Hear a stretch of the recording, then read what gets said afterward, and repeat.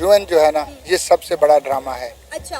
फ़लस्तीन को देख लें, फ़लस्तीन के लिए यूएन ने क्या किया। पिछले जो है ना 1 साल होने वाला है कि वहाँ पे जो कुछ हो रहा है, रोज़ाना आप देखते हैं लाशें गिर रही हैं, इवन के वहाँ पे मस्जिदें और अस्पताल भी सेफ नहीं है। तो यूएन जो है ना वो बहुत बड़ा ड्रामा है। इंडियन गवर्नमेंट की मैं बात करूँ ना, तो फिर मैं ये सोचता हूँ कि पाकिस्तान बनना ही नहीं चाहिए था। जो इस वक्त वो तरक्की कर रहे हैं ना, जो इस वक्त वर्ल्ड में उन्होंने नाम बनाया है, उनकी आप देख लें कि इस वक्त कितनी इकॉनमी चेक कर लें, उनकी 5वीं बड़ी इकॉनमी बन चुके हैं। और वो अपने लोगों के साथ मोदी, हम बुरा ज़रूर कहते हैं लेकिन वो अपने लोगों के साथ बहुत अच्छा है। हमारी गवर्नमेंट, आप डॉक्टर आफिया सिद्दीकी को किसी की जुर्रत है पाकिस्तान के अंदर आके हमारी बेटी को, माँ बेटी को लेके चला जाए?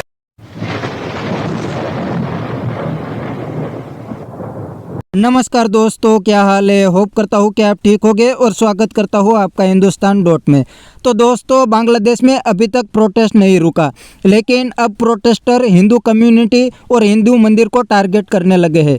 तो अब इंडियन गवर्नमेंट भी फुल एक्शन में आ गई है और अब बांग्लादेश के हिंदू के लिए आवाज़ उठा रही है। और दोस्तों, सबसे बड़ी बात यह है कि बांग्लादेश की नई गवर्नमेंट इंडिया के फेवर में नहीं है, तो शायद इंडिया की बात न माने, लेकिन अब यूनाइटेड नेशन में भी बांग्लादेशी हिंदू की बात होने लगी है। और दोस्तों, इंडियन मीडिया भी पहले दिन से कोशिश कर रहा है कि बांग्लादेश में हिंदू कम्युनिटी को न्याय मिले और हिंदू कम्युनिटी बांग्लादेश में सेफ रहे। लेकिन दोस्तों, इसके ऊपर पाकिस्तानी मीडिया क्या कहते हैं वो हम इस वीडियो में देखने वाले हैं। अगर आप नए हैं तो चैनल को सब्सक्राइब कर लीजिए और वीडियो को अंत तक देखें। हम बात करें बांग्लादेश की वजीर आजम शेख हसीना वाजिद ने इस्तीफा दिया और वो भारत रवाना हो गई। जब से इंडिया ने शेख हसीना वाजिद को पनाह दी है, हिंदू कम्युनिटी को बांग्लादेश के अंदर टारगेट किया जा रहा है। इतना जुल्म 4 से 5 दिन हो गए कि इस जुल्म थमने का नाम नहीं ले रहा। फाइनली यूएन भी जो है इसके ऊपर बोल उठाए। पहली बात तो ये कि ये यूएन जो है ना, ये सबसे बड़ा ड्रामा है। अच्छा। फ़लस्तीन को देख लें, फ़लस्तीन के लिए यूएन ने क्या किया। पिछले जो है ना 1 साल होने वाला है कि वहाँ पे जो कुछ हो रहा है, रोज़ाना आप देखते हैं लाशें गिर रही हैं, इवन के वहाँ पे मस्जिदें और अस्पताल भी सेफ नहीं है। तो यूएन जो है ना वो बहुत बड़ा ड्रामा है। अच्छा। यूएन की दूसरी मिसाल ये है कि इराक के अंदर ये जब जंग हुई, शाम के अंदर जब बमबारी हुई, अफगानिस्तान के अंदर जब बमबारी हुई, तो यूएन ने कुछ भी नहीं किया।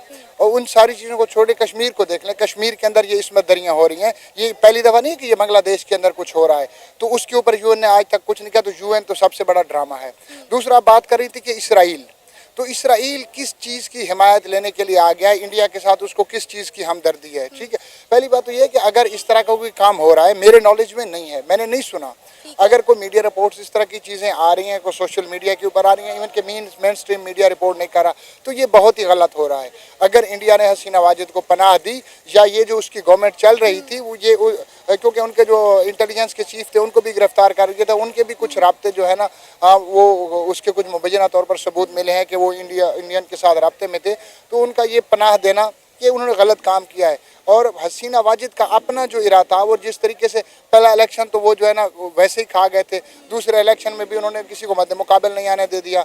और वहाँ की जो ख़ास तौर पे मिलिट्री एस्टेब्लिशमेंट थी वो उसके साथ जुड़ी हुई थी। जिस तरीके से वो एक जुल्म बनाते गए, जुल्म का तरीक़ाकार, और उन्होंने इस तरह का एक सेटअप बनाया हुआ था। अब बात रहेगी कि हिंदुओं को अगर वो ये वजह इनाद बना रहे हैं कि इंडिया ने जो है ना उसको हसीना वाजिद को पनाह दी है और ये हो रहा है, तो ये बहुत गलत हो रहा है। बाकी ये यूएन खुद बहुत बड़ा ड्रामा है। ये टगे का काम भी कोई नहीं करता। हाँ, सिर्फ कहीं पे क्रिश्चियनिटी की बात आ जाए, ठीक है ना, इनके कुछ ख़ास लोग आ जाएं, ठीक है ना, तो वहाँ पे कोई यूएन जाके प्लेटफार्म जो है ना मुतहरिक होता है और किसी को जाके कोई रिलीफ मिलता है। और दूसरा इसराइल जो कुछ कर रहा है, तो मेरे ख्याल में इसराइल को इस तरह का बयान नहीं देना। 75 इस्लामी मुमालिक है, कोई भी जो है वो बांग्लादेश में होने वाले हिंदू कम्युनिटी के खिलाफ जो जुल्म और सितम है उस पर नहीं बोला, सवाए इसराइल के। इसके साथ ही साथ मैं आपको बताऊं तो ढाका के अंदर बहुत बड़ी तादाद में प्रोटेस्ट किया जा रहा है कि हिंदुओं को जो है वो जीने का राइट दिया जाए, उनको भी पूरी आज़ादी है जीने की। जिस तरह उनको काट मार की जा रही है, मैं आप यकीन नहीं कर सकते कि इतने अफसोसनाक मनाजिर हमें सोशल मीडिया पर देखने को मिल रहे हैं। No doubt mainstream media इस पर खामोश है, लेकिन सोशल मीडिया हर आने वाली चीज़ से अपडेट कर रहा है। पूरी दुनिया वाकिफ है कि क्या हो रहा है हिंदू कम्युनिटी के साथ। देखिए, मैंने पहले ही बताया कि अगर ये हो रहा है, ये गलत हो रहा है, जाहिर सी बात है। अब वहाँ पे गवर्नमेंट का सेटअप चेंज हुआ है, उनकी एक आर्जी हुकूमत आ गई है, ठीक है ना। अब वहाँ के उनके जो सरबराह हैं, अब ये उसका काम है, ठीक है ना। देखो कि अगर इवन कि पाकिस्तान में जो है ना, यहाँ पे क्रिश्चियन रहते हैं, ठीक है ना, यहाँ पे हिंदू रहते हैं, यहाँ पे मुस्लिम रहते हैं, और भी मज़ाहिब से ताल्लुक़ रखने वाले लोग रहते हैं। तो इंडिया के अंदर इसी तरह मुख्तलिफ मज़ाहिब से लोग रखने वाले, हालांकि मुदितवा का जो है, ठीक है ना, तो मुसलमानों के ख़िलाफ़ जितनी कार्रवाइयाँ हिंदू करते रहे हैं, इवन कि वो आपको एक वाक़या याद होगा जिसके अंदर एक लड़की जा रही थी और नकाब के अंदर कॉलेज में, तो उन्होंने जो है ना शेम और जो है ना वो उसके साथ जो कुछ हुआ था वो भी सारी चीज़ें जो है ना ऑन द स्क्रीन है। तो दूसरी बात ये है कि अब वहाँ पे ये जो नया सेटअप आया, ये तो उनका काम है ना कि इसकी रोकथाम करें। तो देखें कि अगर आप इस मुल्क के हुक्मरानों से उम्मीद रखी नहीं है ना, तो इन्होंने तो आज तक फ़लस्तीन के बारे में बयान नहीं दिया, ठीक है ना, जहाँ पे हमारा किबला अव्वल है, तो इसके बारे में क्या बयान देंगे? आपको नहीं लगता कि अगर ये मामला ना रुके तो हिंदू मुस्लिम फसादात जन्म लेंगे? क्योंकि बहुत बड़ी तादाद में मुसलमान हिंदुस्तान में भी रहते हैं, और मुझे पता है इस बात का बहुत अच्छे से कि जब भी कोई बांग्लादेशी, जब भी कोई बंगाली इंडिया जाता है तो इंडिया किस तरह से उन्हें कोऑपरेट करता है, उन्हें आधार कार्ड देता है, उन्हें सिटीजनशिप देता है और उन्हें अच्छी नौकरियाँ प्रोवाइड करता है। बांग्लादेश वो सारे एहसानात भूल गया है जो इंडिया ने इनके ऊपर किए हैं। देखिए, ये इस तरह के काम जो होते हैं ना, अगर ये जो आप बता रही हैं कि इस तरह के मामला जो हो रहे हैं, ये चंद लोग होते हैं, चंद शर्पसंद अनासिर होते हैं, ठीक है ना। जब गवर्नमेंट का सेटअप चेंज हुआ, जारी सी बात है, नई पोजीशंस पे अखाड़ पखाड़ होने और नए लोगों के आने में थोड़ा वक्त लगता है, तो ये चीज़ें थम जाएंगी। ये कोई इतना बड़ा इशू नहीं है जिसकी वजह से कोई हिंदू और ये जो ना मुसलमानों की वार शुरू हो जाएगी। जारी सी बात है, नई हुकूमत जैसी पावर में आई है, उनके नोटिस में चीज़ें आ रही होंगी, वो हो सकता है कि बैकग्राउंड में इसके ऊपर काम भी कर रही हूँ, हर चीज़ को टैकल करने में। ये सिर्फ चंद लोग होते हैं हर जगह जो ये इस तरह की इशाराअंगेज़ी करते हैं या जो फसाद फैलाते हैं, ठीक है। तो ये कुछ पाकिस्तान से हट के जो है ना बांग्लादेश में चले जाएं या इंडिया में चले जाएं, तो ये कुछ पुरानी हिस्ट्री भी है इसकी। अगर वो हिस्ट्री को देख लेंगी तो ये पहली दफ़ा कोई नहीं हो रहा। ये ख़ास तौर पे ये पाकिस्तान, बांग्लादेश और भारत की हिस्ट्री में इस तरह के वाक़यात इससे पहले भी हो चुके हैं, ठीक है।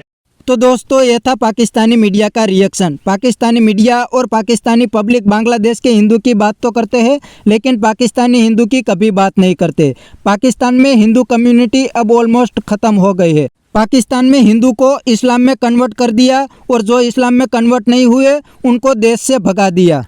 और अब सेम बांग्लादेश में हो रहा है। बांग्लादेश में भी हिंदू कम्युनिटी और हिंदू मंदिर को टारगेट किया जा रहा है। दोस्तों, बांग्लादेश के इस क्राइसिस से इंडिया के लिए बहुत बड़ा प्रॉब्लम खड़ा हो गया है, क्योंकि बांग्लादेश से काफ़ी सारे रेफ्यूजी इंडियन बॉर्डर तक आ गए हैं। इसीलिए इंडिया और बांग्लादेश की बॉर्डर भी हाई अलर्ट पर है। और अब बांग्लादेश की गवर्नमेंट पर इंडियन गवर्नमेंट प्रेशर भी डाल रही है ताकि इंडिया में रेफ्यूजी क्राइसिस ना आए। और इंडिया के लिए सबसे बड़ा प्रॉब्लम यह है कि बांग्लादेश की नई गवर्नमेंट इंडिया के फेवर में नहीं है, फिर भी इंडियन गवर्नमेंट पूरी मेहनत कर रही है। तो दोस्तों, यह था पाकिस्तानी मीडिया का रिएक्शन। आज के वीडियो में इतना ही, मिलते हैं नेक्स्ट वीडियो में। अगर आपको यह वीडियो पसंद आया है तो वीडियो को लाइक शेयर कर दीजिए और चैनल को सब्सक्राइब करना मत भूलिए। Thank you.